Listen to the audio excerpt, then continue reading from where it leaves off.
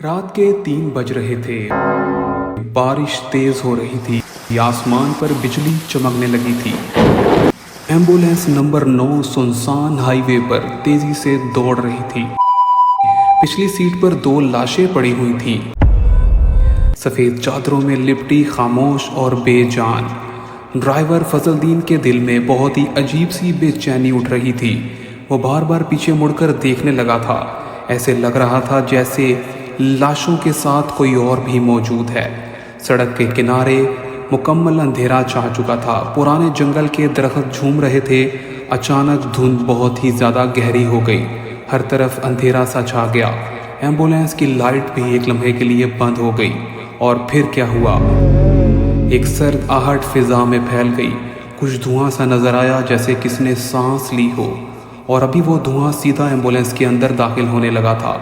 دھیرے دھیرے ایک لاش کی انگلی بھی ہلنے لگی۔ فضل الدین چونک گیا اور وہ مڑ کر پیچھے دیکھنے لگ گیا تھا۔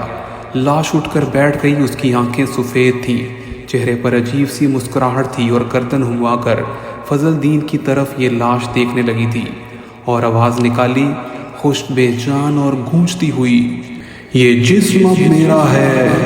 فضل الدین کا سارا سانس رک چکا تھا۔ اس نے دروازہ کھولنے کی کوشش کی، مگر ایمبولینس کا دروازہ بہت زور سے بند ہو چکا تھا۔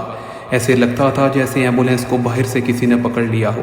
ڈر کے مارے اس کا جسم سنسان ہو گیا، وہ سن ہونے لگا تھا۔ لیکن اچانک دوسری لاش نے حرکت کرنا شروع کر دی، اور پہلی لاش پر جھپٹ پڑی۔ ایمبولینس کے اندر تو جیسے خوف کا طوفان آ گیا تھا۔ دونوں جسم لڑ رہے تھے، ایک چاہتا تھا کہ جسم دوسرے جسم پر وار کرے، اور کہتا تھا یہ میرا ہے۔ پہلے ہی کچھ اور بن چکا تھا دوسرا جسم۔ فضل الدین نے آخری ہمت جمع کر لی، ایمبولینس کا دروازہ توڑا اور بارش میں بھیگتا ہوا باہر نکل آیا۔ وہ لڑکھڑاتا ہوا سڑک کے کنارے گر پڑا تھا، اور اس نے پیچھے مڑ کر دیکھا تو ایمبولینس وہی کی وہی خاموش کھڑی تھی، لیکن اس کی پچھلی کھڑکی میں ایک سایہ ابھی بھی موجود تھا، سفید آنکھوں والا، اور یہ سایہ مسکرا رہا تھا۔ اب کہا جاتا ہے کئی سال گزر گئے ہیں، مگر جنگل کے قریب رات کے وقت اکثر لوگ ایک ایمبولینس کو دیکھتے ہیں جس کی پچھلی سیٹ پر کوئی ایسے لگتا ہے بیٹھا ہوتا ہے، سیدھا آپ کو گھور رہا ہوتا ہے۔